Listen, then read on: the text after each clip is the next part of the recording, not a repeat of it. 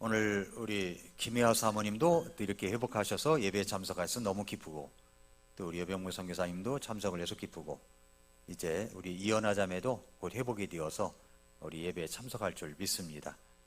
기도 많이 해주시기 바랍니다.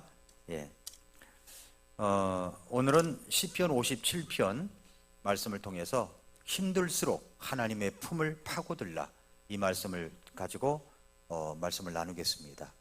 여러분, 맷집이라는 말 아십니까? 맷집. 인생은 맷집 싸움이라는 말이 있습니다. 맷집. 강력한 펀치를 몇 번이나 얻어맞았는데도 끄떡없는 선수를 본 적이 있으십니까? 그런 선수를 보고 사람들은 말합니다. 저 선수 맷집 하나는 끝내주네, 그 말을 합니다. 그렇죠? 세상에 불행이 덮치고 고통이 줄을 이을 때, 그때마다 오뚜기처럼 벌떡 일어서는 사람을 보며 이런 말을 합니다. 저 사람은 참 내공이 많이 쌓였겠구나, 이런 말을 합니다.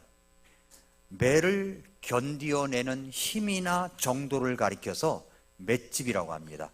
맷집. 많이 얻어맞은 사람이 맷집이 좋다고 얘기를 해요. 맷집. 이리 맞고 저리 맞아도 끄떡없는 맷집이 있어야 됩니다. 이런 말은 보통 복싱 경기에서 많이 쓰죠. 맷집 좋다. 그런데 복싱을 하는 선수들이 상대를 공격해서 펀치가 세서 기술이 뛰어나서 승리를 거둔다고는 생각하지만, 대부분 어떻게 이기느냐 그랬더니 맷집으로 이긴대요. 맷집으로. 복싱 경기를 할 때 시합을 앞두고 상대방을 분석하고 기술을 연마하는 훈련도 중요합니다만은, 무엇보다도 게을리지 않는 훈련은 뭐냐면 체력을 기르고 맷집을 길러야 된다는 겁니다. 맷집을. 축구에서도 상대와 격돌할 때, 부딪혔을 때 그것을 견디는 힘, 넘어져도 금방 일어설 수 있는 힘이 바로 맷집에 있다는 겁니다. 그러니까 이리저리 부딪혀보는 훈련을 하는 거죠. 그렇다면 여러분, 어떻게 하면 맷집을 키울 수 있을까요? 맷집을 키우는 방법은 일단 많이 맞아봐야 된다는 겁니다. 많이 맞아봐야 돼요.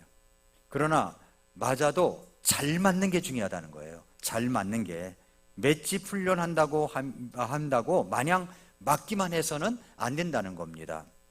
그렇게 되면 골병이 드는 거죠. 우선 맞아도 쓰러지지 않게끔 근육과 몸 놀림의 훈련을 할 줄 알아야 됩니다. 맞더라도 절대 싸움을 포기하지 않는다는 이 멘탈, 정신력을 키워야 됩니다. 맞을 만한 주먹은 맞는다 하더라도 저거 한 방 맞았다가는 그대로 KO될 수 있는 한 방은 피해야 된다는 거죠. 그렇게 되기 위해서는 얻어맞는 동안에는 절대 눈을 감아서는 안 된다는 겁니다. 눈을 감아서는 안 돼요. 맞는 순간에 이리저리 몸놀림을 해서 이 몸과 고개를 끝까지 비껴 맞고, 그리고 내가 맞아도 절대로 안 죽는다는 이런 정신력이 있어야 한다는 겁니다. 그런데 여러분, 몸만 그런 게 아니라 우리 마음도 똑같다는 겁니다. 마음의 맷집이 좋아야 내게 오는 고난의 역경의 충격도 흡수될 수가 있습니다. 마음이 공격당하거나 어떤 힘주어 공격하는 어떤 펀치를 맞고 나면 어쩌다 등산을 갔다가 그 다음날 근육이 뭉쳐가지고 온 삭신이 다 쑤시는 것처럼 마음이 그럴 때가 있습니다. 그러나 그런 근육 통증도 시간이 지나면 삶의 어려움과 고통을 견디는 힘, 이른바 마음의 맷집이 길러지는 겁니다. 마음의 맷집. 맷집이 없으면 가벼운 잽에도 쓰러집니다. 그러나 삶의 맷집을 키워나가면 웬만한 스트레스나 곤란을 맞이해도 이내 다시 평정과 균형을 찾을 수가 있게 되는 겁니다. 그렇게 키워진 마음의 맷집은 어떤 자존심이 상해도, 상처를 입어도 굽히지 않고 버티는 두둑한 배짱이 되고 내공이 되고 고통과 시련을 이겨내는 힘이 되는 것입니다. 저마다 인생을 짊어지고 가는 무게가 다르다고 생각합니다. 고통을 피해갈 수 있는 사람은 아무도 없습니다. 삶이 주는 고통과 그리고 좌절도 인생의 한 과정이라고 생각이 됩니다. 고통과 힘듦을 견뎌낸 시간만큼 앞으로의 기대감과 희망이 가슴을 뛰게 할 것입니다. 나이에 상관없이 이런 맷집을 키우는 일은 다 해당되는 것 같아요. 맷집을 키우는 일은. 운전을 처음 해가지고 처음 사고를 났을 때 여러분 기억하십니까? 처음 사고를 날 때 얼마나 당황을 많이 해요. 얼마나 당황을 많이 해요.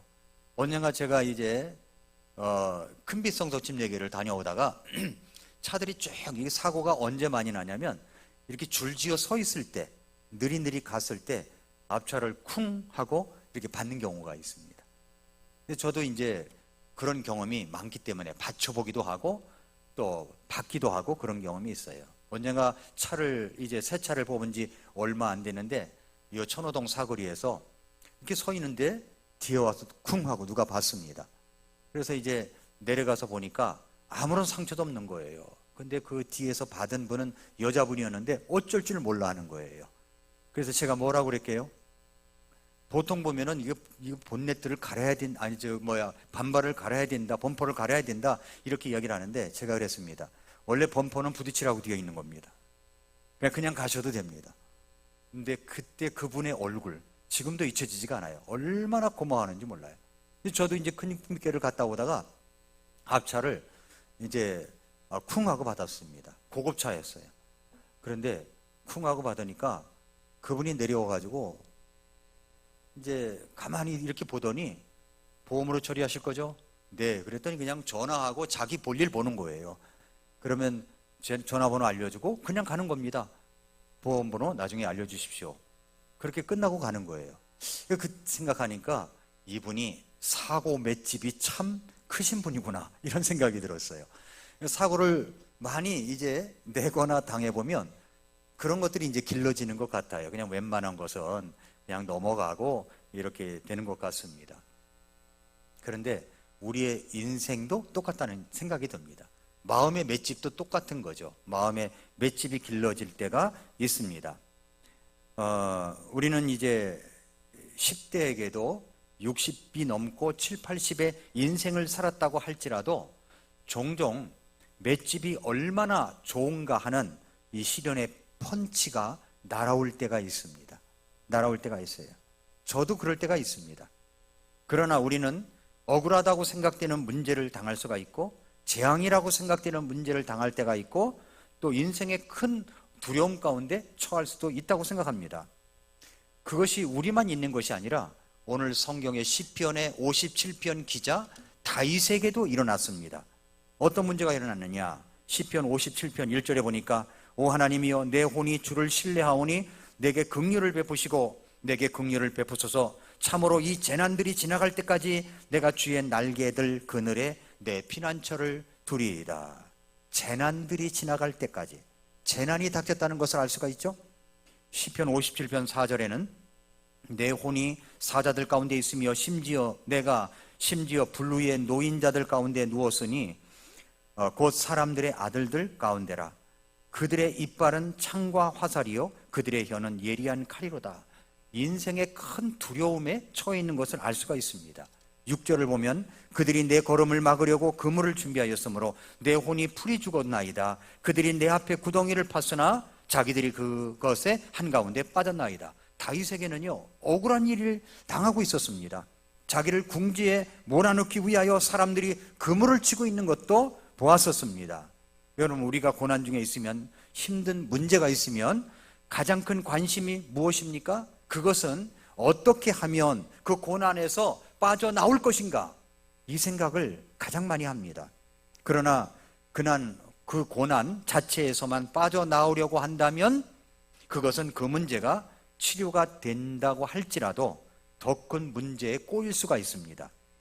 다윗의 관심사는 무엇이었습니까? 그것은 그 고난을 통해서, 힘든 문제를 통해서 어떻게 그것으로 인해서 하나님께 영광을 돌릴 수 있을 것인가, 이것만 생각했다는 겁니다. 다윗의 관심사는 그것이었어요. 혹시 우리는 고난을 통해 성장하는 것이 아니라 단지 그 고난을 감내하고 있는 것은 아닌가 생각해 봐야 됩니다. 억울함과 재앙과 인생의 두려움 가운데서 우리는 어떻게 하나님께 영광을 돌리며 내 자신이 성장해 갈 수가 있을까요? 그리고 어떻게 승리를 거둘 수 있을까요? 어떻게 우리는 인생의 맷집을 키워갈 수가 있을까요?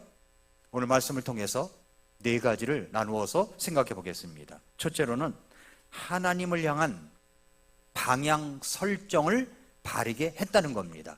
다윗은 그렇게 했어요. 하나님을 향한 바른 방향 설정을 했다는 거죠. 57편 7절에 보니까 오 하나님이여 내 마음이 확정되고 내 마음이 확정되었사오니 내가 노래하고 찬양을 드리리이다 라고 했습니다. 다윗은 하나님을 믿고 의지했습니다. 하나님께서 자신의 인생을 어떻게 해줄 것을 믿고 기대하고 나간 것입니까? 2절에 보면은 확고한 믿음을 나타내주고 있죠. 확정되었다라고 했는데 시선 따위가 움직이지 않는, 관념 따위가 깊이 마음에 새겨진 이 결심 따위가 확고한 이란 말이 바로 확정되었다는 말입니다.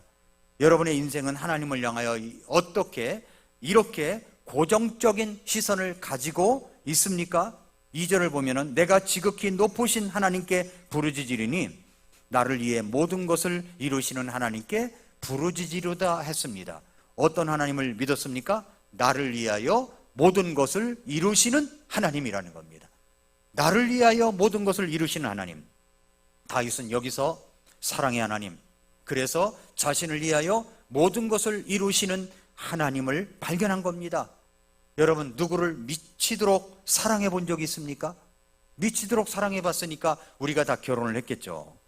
이보다 더 좋을 순 없다라는 영화가 있습니다. 그 대사에 이런 대사가 있어요.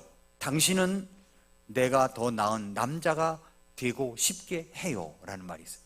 당신은 내가 더 좋은 남자가 되고 싶게 해요.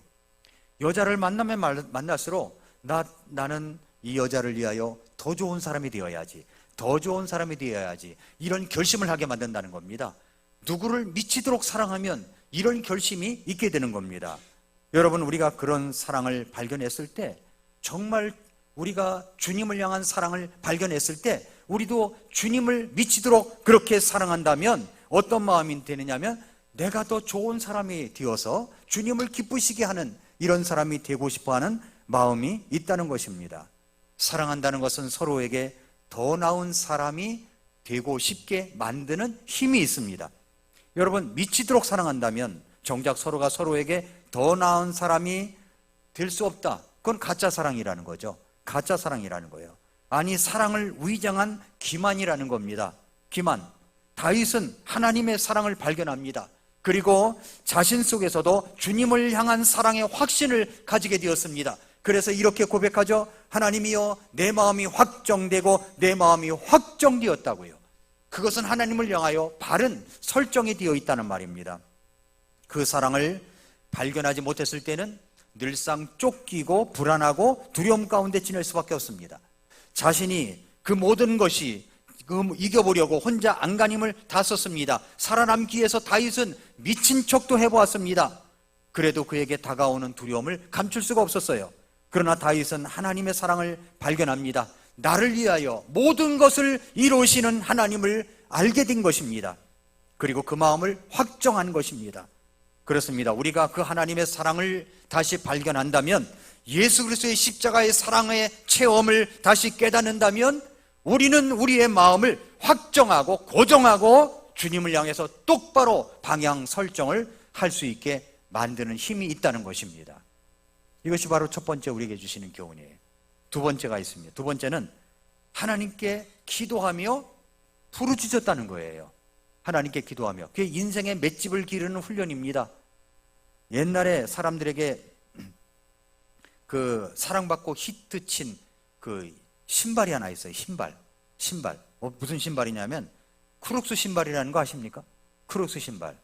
되게 못생겼어요. 크록스 신발은 모양새도 없습니다. 디자인도 없어요. 근데 구멍이 숭숭 뚫려 있습니다. 아주 못생긴 신발입니다. 착용감이 좋고 편안한 신발이긴 합니다. 그런데 그 정품이 굉장히 비쌌습니다. 몇 년 전에도 몇만 원 정도 했으니까요. 신발 회사로 최고의 가치가 있는 회사입니다. 디자인으로서는 아주 뒤떨어지면서도 사람들에게 그렇게 인기가 있는 신발이었습니다. 21세기는 디자인이 생명이라고 말을 합니다. 그래서 디자인과가 인기였습니다. 모든 것이 디자인이 없이는 안 된다는 겁니다. 여러분, 아반떼 차량도 처음에 나올 때는 좁게 나왔습니다. 뒷모습을 보면은 아주 작았었어요. 그런데 이런 모습이 한때 중국에서 디자인을 좀 바꿨더니 인기가 크게 오른 적이 있습니다. 어떻게 바꿨느냐? 이 체면 문화가 엄청나게 큰 이 중국에서 뒷모습을 크게 바꾼 겁니다. 크게. 그랬더니 아주 놀랍게 팔렸다는 겁니다. 정말로 21세기는 디자인의 시대라고 해도 과언이 아닙니다. 그런데 이 크록스 신발은 그렇지가 않다는 거죠. 디자인이 없어요. 다만 이분들이 목숨을 건 것은 디자인보다는 디자인보다는 본질에 중점을 두었다는 겁니다. 신발은 편해야 한다. 신발은 땀이 차지 않아야 된다. 이런 원리를 가지고 신발을 만드는 거죠. 정말 우리가 어떤 것이든 기본과 본질에 충실할 때 살아남을 수가 있다는 것입니다. 저는 교회도 마찬가지라고 생각합니다. 교회도 이미지화해서 상품으로 내놓는 것처럼 시도하려고 하는 것들이 얼마나 많은지 모릅니다. 디자인에 목숨을 거는 것처럼 말입니다. 이벤트를 하다가 교회가 들떠있는 모습으로 지나갈 때가 많습니다. 물론 디자인도 중요하고 문화도 중요하다고 생각합니다. 그러나 정말 교회가 붙들어야 할 것은 디자인이 아닙니다. 문화가 아닙니다. 정말 중요한 것은, 하나님께 붙들어야 할 것은 바로 하나님의 말씀이라고 하는 겁니다. 말씀의 본질에 충성해야지. 여러분, 우리가 어떤 이미지, 막 찬양이 뭐 들떠있고 그냥 CCM 락을 불러대면서 들떠있게 하고 뉴에이지 음악으로 조용하게 하고 이런 음악으로 승부를 걸어서는 안 된다는 거죠. 하나님의 말씀, 본질에 생명을 걸어야 살아남을 수가 있고 교회가 건강하게 될 수가 있다는 이야기입니다. 여러분, 바로 말씀과 일치된 교리를 바르게 붙드는 교회의 중심된 생활이고, 생활이 말씀과 기도라는 것입니다. 본질에 탄탄한 사람들이 많이 있는 교회가 건강한 교회가 될 수가 있는 것입니다. 제가 그래서 1월달 한 달 내내 우리가 읽고 있는 킹제임스 성경에 대해서 강조한 것이 그런 이유예요. 우리가 읽고 있는 성경은 정말 놀라운 성경입니다. 이 성경을 읽고 듣고 지켜 행해야 된다는 것이 바로 이 말씀의 본질인 것입니다. 기도도 마찬가지예요. 기도의 원리가 있어야 됩니다. 원리를 붙들면 하나님께서 함께하는 사람이 될 수가 있습니다.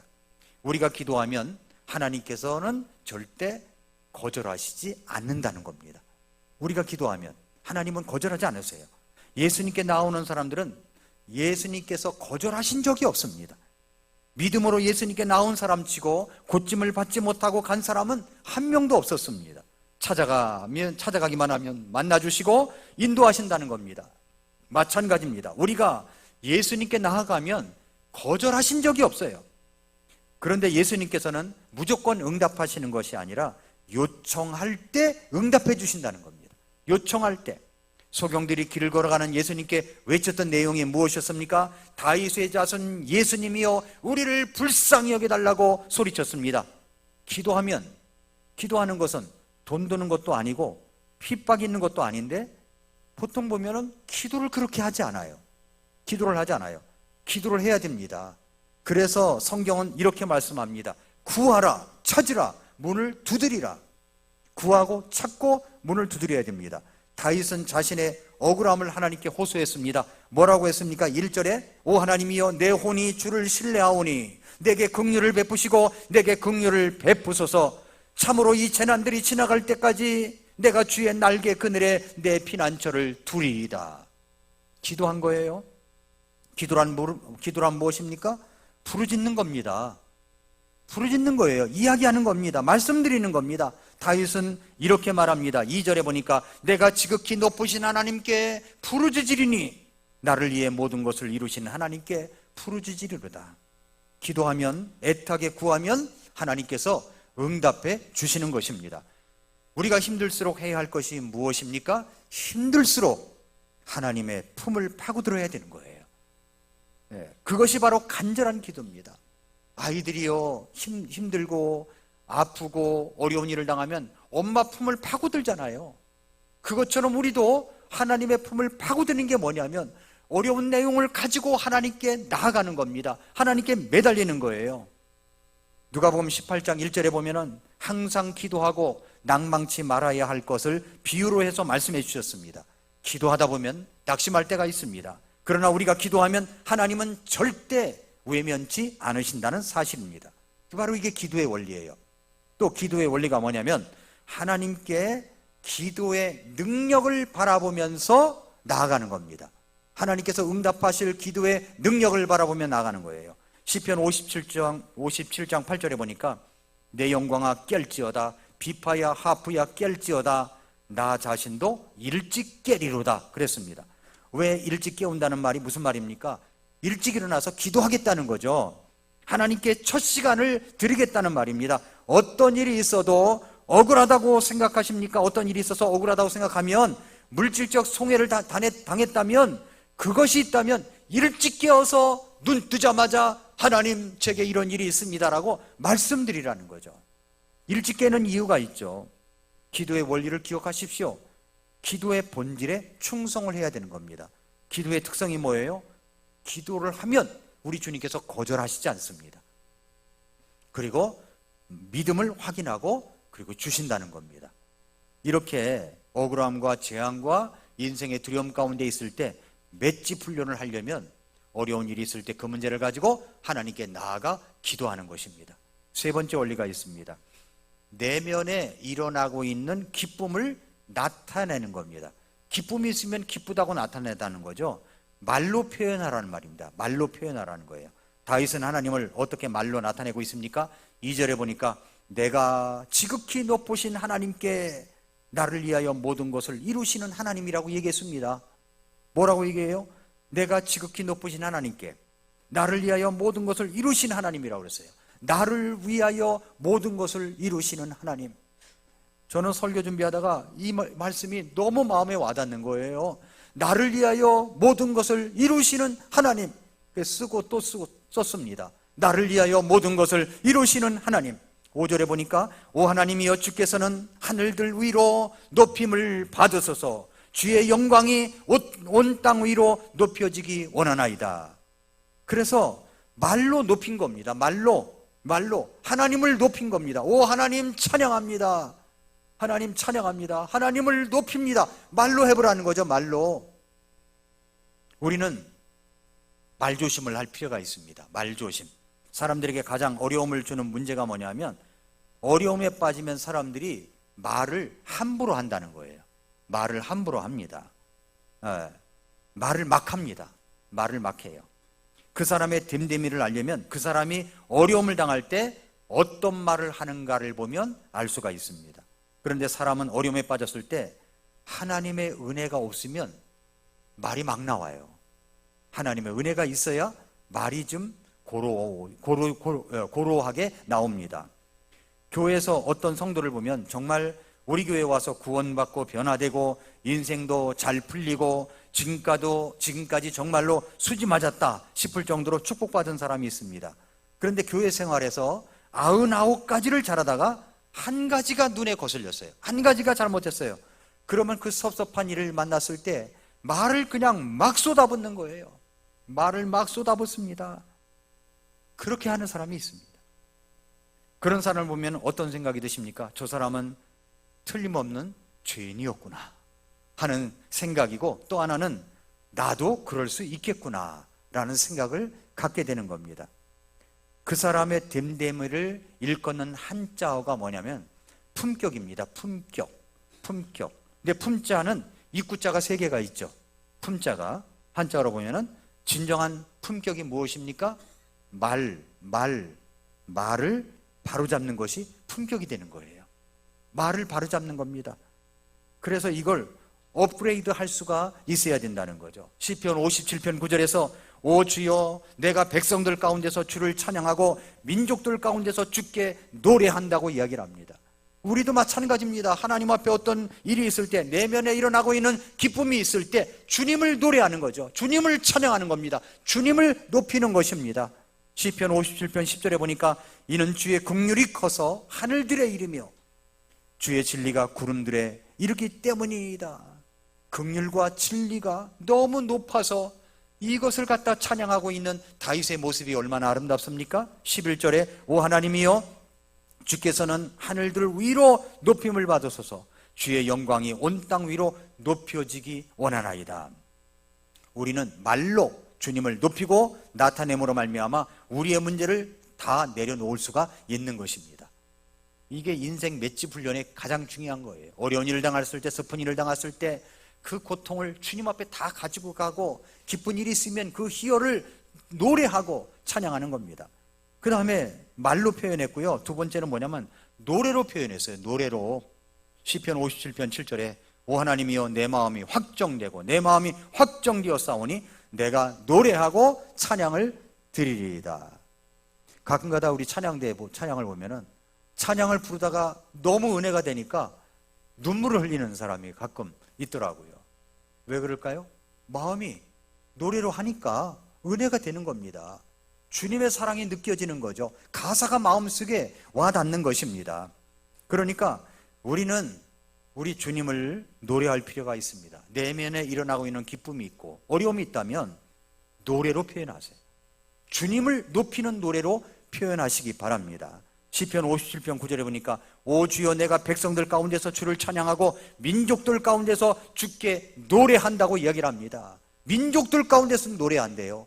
그래서 우리는 경건한 찬양들, 아주 클래식한 찬양들을 한두 가지는 알아두었다가 노래가 기쁨이 있을 때, 정말 기쁨이 있고 정말 내게 희열이 일어났을 때 부를 수 있는 노래가 있어야 됩니다. 내 마음이 슬픔이 있을 때, 어려움이 있을 때 부를 수 있는 노래가 있어야 된다는 겁니다. 그럴 때 그 말씀의 그 찬양의 가사가 내 마음에 사무쳐서 주님을 더 사랑하게 되고 주님을 더 높일 수가 있게 되는 것입니다. 그 공부하는 독종이 살아남는다라고 하는 책이 있어요. 이시영 박사가 지은 책입니다. 정신과 전문이죠. 뇌과학자입니다. 이분은 연세가 많이 드시는데도 불구하고 지금도 이제 이 푸시업을 하루에 10개 이상은 한답니다. 10개 이상. 그래서 저도 이제 열심히 합니다. 열심히 하는데 이렇게 하나, 둘, 셋 이렇게 해서 10가지 세면은 이게 굉장히 많이 한 것 같잖아요. 10가지 세고 20가지 세면 더 많이 한 것 같고. 그래서 저는 저의 뇌를 속입니다. 어떻게 하면 숨을 내쉬면서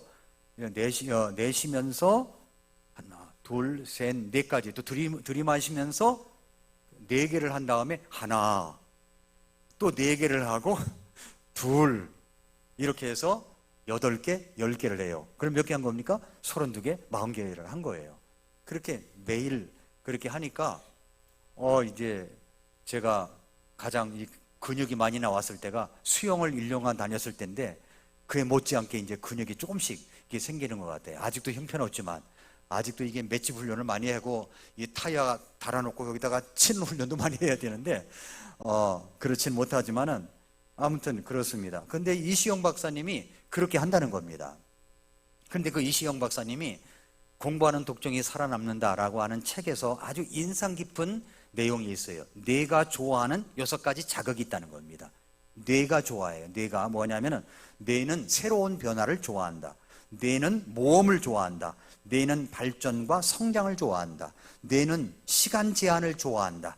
뇌는 지적 쾌감을 좋아한다. 그러니까 말씀을 읽다가 막 알아갈 때 말이죠. 그 지적 쾌감이 있어요. 그 지적 쾌감을 좋아한다. 뇌는 플로의 경지에 빠져드는 것을 좋아한다. 6가지가 있거든요.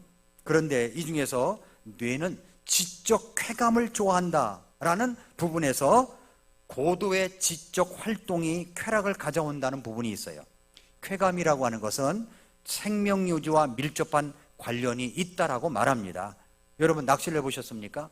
저도 이 친구 목사님들하고 휴가 때 같이 모여서 제주도로 이제 갔습니다. 그래서 바다 낚시를 했어요.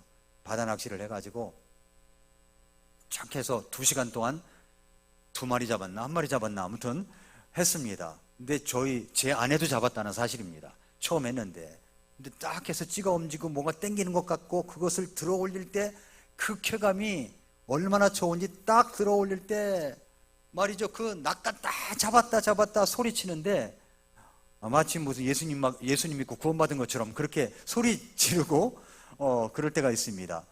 있었어요. 그래서 그걸 가지고 와서 이제 모아놓은 것을 가지고 또 음식점에 가서 해달라고 해서 먹은 적이 있습니다. 그 쾌감이라고 하는 것이요, 이만저만이 아니에요. 그 낚시 쾌감이.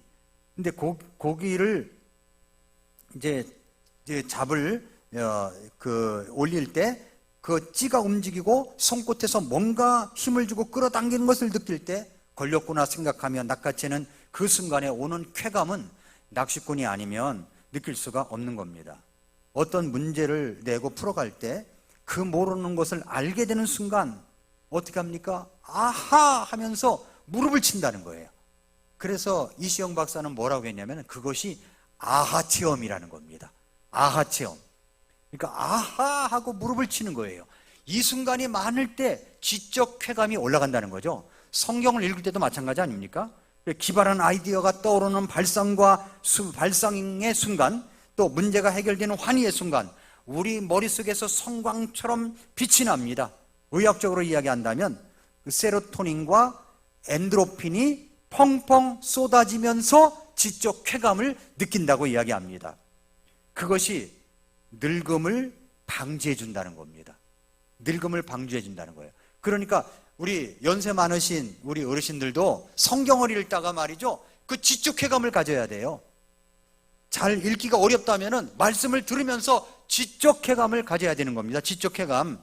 그래서 나이 들어도 늙지 않는 비결이라는 겁니다. 바로 지적 쾌감을 가져올 수 있는 것이 아하 체험입니다. 한번 같이 해볼까요? 아하, 시작. 그건 교과서적인 거고, 그게 진짜 깨달아졌어요. 막 아하 할 때 한번 소리쳐 봅시다. 시작.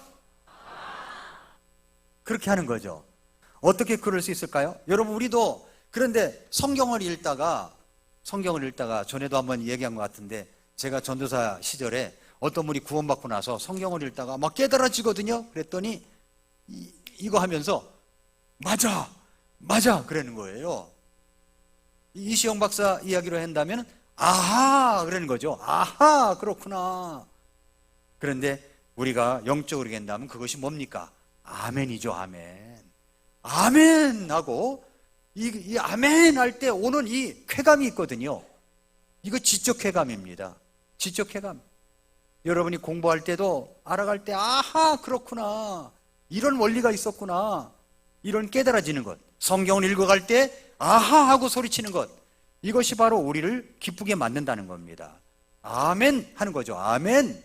자, 여러분, 어떤 지적 깨달음이, 말씀의 깨달음이 있습니다. 다 같이 아멘 외쳐볼까요? 시작. 예, 하면서 우리가 그렇게 하는 거예요. 아멘 하는 거죠. 아멘. 그랬을 때 말이죠, 우리가 인생에 맷집이 생기는 겁니다. 맷집이. 그럴 때 뭐가 참 어려움이 있어요. 근데 하나님께서 나를 불쌍히 여겨주셔서 나를 위해 주시고 내가 기도하면 들어주신다는 확신이 생겼어요. 그럴 때 어떤 마음이 듭니까? 아멘, 맞아, 할렐루야, 아하, 막 해야 되는 거죠. 그럴 때 기쁨이 있는 겁니다. 그렇게 말로 표현하라는 겁니다. 노래로 표현하라는 거예요. 입술로 표현을 하라는 겁니다. 이것이 인생의 맷집 훈련이고요. 마지막입니다. 억울함과 재앙과 인생의 두려움 가운데 처해 있을 때 우리는 어떻게 승리를 할 수 있고 인생 맷집을 길러줄 수가 있느냐?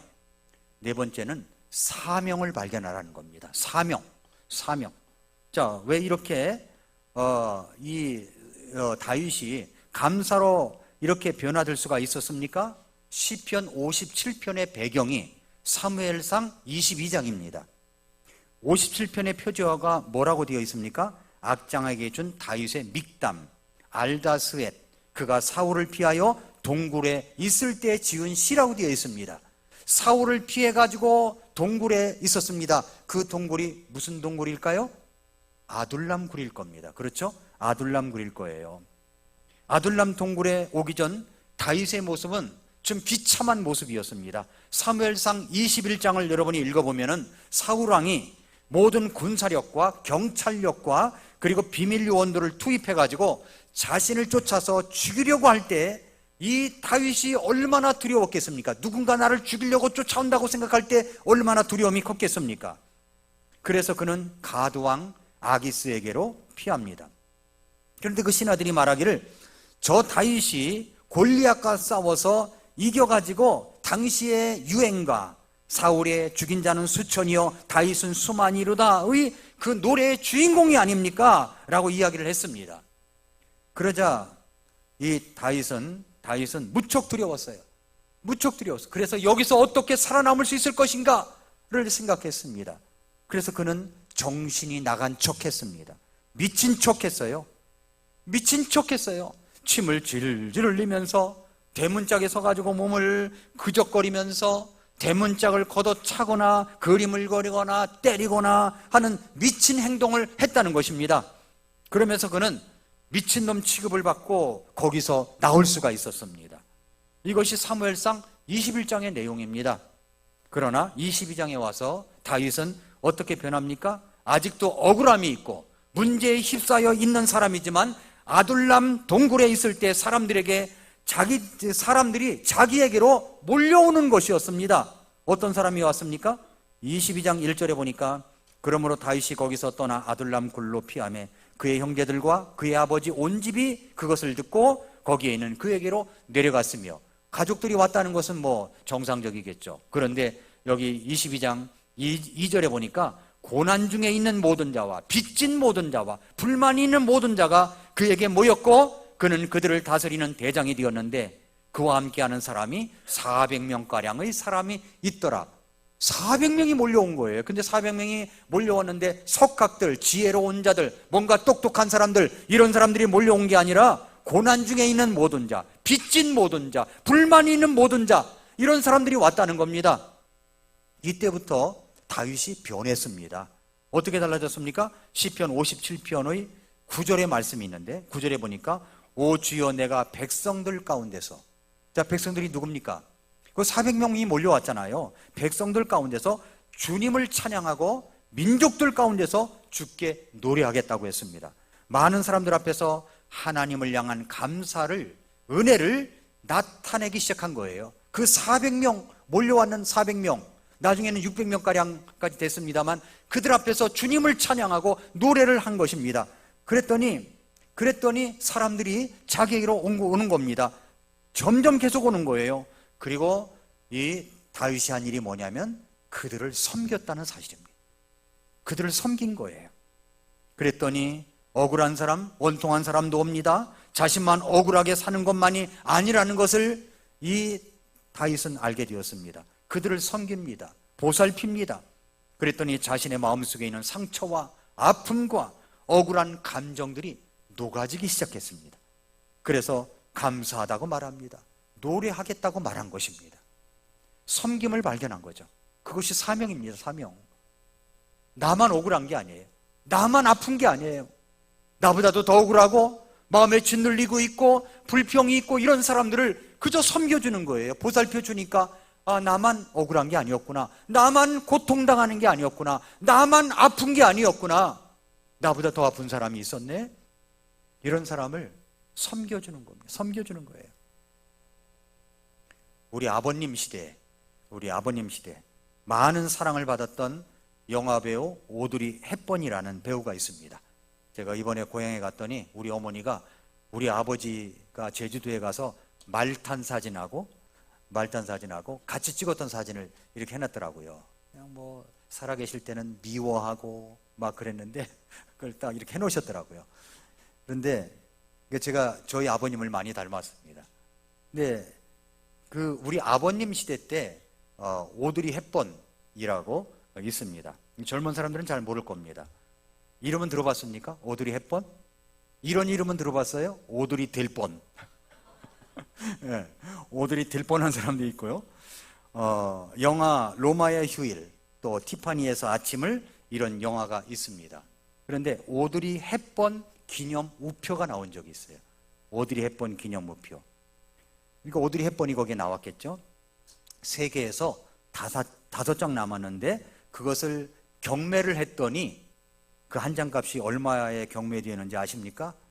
1억 1,900만 원. 1억 1,900만 원이라고 합니다. 오드리 헵번은요 정말 아름다운 여인이었어요. 저야 이렇게 사진으로만 봤지만, 영화에서만 봤지만 지적이면서도 매력적이면서도 아름다운 그런 여인입니다. 그런데 오드리 헵번이 늙어가면서도 더 아름다운 여인이었다는 겁니다. 그녀는 1993년에 죽을 때까지 세계적 구호단체인 유니세프에서 아프리카 등 오지에서 봉사활동을 하면서 살아간 여인이었습니다. 그 여인이 죽기 전에 두 아들에게 보낸 편지가 있어요. 두 아들에게 보낸 편지는 이렇게 되어 있습니다. 매력적인 입술을 갖고 싶다면 친절하게 말해라. 사랑스러운 눈을 가지고 싶다면 사람들 안에 있는 좋은 점을 보이라. 날씬한 몸매를 원한다면 내 음식을 배고픈 사람과 나누라. 아름다운 머리카락을 가지고 싶다면 어린아이로 하여금 하루에 한 번 그 손가락으로 내 머리를 쓰다듬게 하라. 마음의 평안을 얻고자 한다면 난 결코 혼자 걷지 않음을 알면서 걸어라. 사람이란 그 어떠한 경우라도 복원되고 새로워지며 부활하고 재성하며 그리고 늘 또 회복되는 법이란다. 그 누구도 결코 버리지 말아라. 기억해라.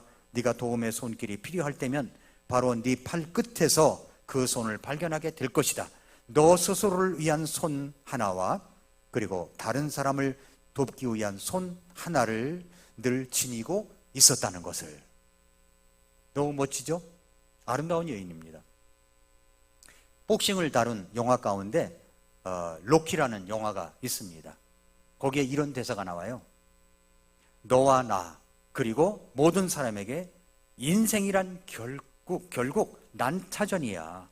네가 얼마나 센 펀치를 날리는가가 아니라 네가 끝없이 맞아가면서도 조금씩 앞으로 나아가며 하나씩 얻어나가는 게 중요한 거야. 계속 전진하면서 말이야. 그게 바로 진정한 승리야. 이런 말이 있어요. 여러분, 산 정상을 오르려면 끝까지 갈 수 있는 체력이 필요하고 사막의 오아시스를 찾으려면 모진 모래바람을 견디는 맷집이 필수적입니다. 손흥민 선수의 무릎을, 여러분 그 호주와의 경기에서 무릎을 본 적이 있으십니까? 무릎이 깨지고 싸매고 그럴지라도 끝까지 투혼할 수 있는 것은 몸의 맷집, 마음의 맷집이 좋아서일 것이라고 생각합니다. 우리 인생 속에서도 영적인 맷집을 키워가야 됩니다. 영적인 맷집. 기억하십시오. 억울함과 재앙이라고 생각되는 일과 두려움 가운데 처해 있을 때 우리는 어떻게 승리의 맷집을 키워갈 수 있을까요? 4가지. 첫째로는 하나님을 향한 방향 설정을 바르게 하는 겁니다. 내 마음이 확정되었다고. 둘째로 아침의 첫 시간을 주님께 엎드려 기도하는 것입니다. 세 번째, 말로 노래로 주님을 나타내는 것입니다. 마지막으로는 또 다른 사람을 돌보는 사명을 갖는 겁니다. 미션을 갖는 거예요. 그랬을 때 하나님께서 우리에게 영적인 맷집이 좋아져서 주님께 영광을 올리는 사람이 될 줄로 믿습니다. 기도하겠습니다. 조용히 머리 숙여서 기도하겠습니다. 설날 아름다운 명절입니다. 이럴 때 우리는 마음의 아픔도 슬픔도 다 감춰버리고 설날에 덕담을 주고받으며 우리는 서로 인사를 하고 즐거워합니다. 그럼에도 불구하고 우리 마음속에 혹시 마음의 아픔과 슬픔과 또 풀리지 않는 어떤 문제가 있을 수 있습니다. 그것이 무엇입니까? 영적인 맷집을 키워가십시오. 시편 57편을 읽어가 보십시오. 사무엘상 21장, 22장을 읽어보십시오. 다윗이 어떻게 그렇게 맷집을 잘 기를 수 있었는가가 나옵니다. 하나님을 향하여 그때마다 방향 설정을 바르게 하십시오. 예배에 대한 태도 바르게 하는 겁니다. 그리고 하나님 앞에 첫 시간을 주님께 드리는 겁니다. 말로 노래로 주님을 나타내십시오. 나보다 더 어려운 사람, 힘든 사람을 돌보아 주십시오. 하나님께서 여러분의 영적인 맷집이 강해지게 하심으로 말미암아 인생 속에서 어떤 어려움이 있어도 승리하게 하실 것입니다. 하나님, 제 인생 맷집, 영적인 맷집도 강하게 되기를 원합니다. 이렇게 다윗이 남긴 영적인 교훈 4가지를 갖고 나가겠습니다. 이 내용을 가지고 우리 하나님 앞에 기도하겠습니다.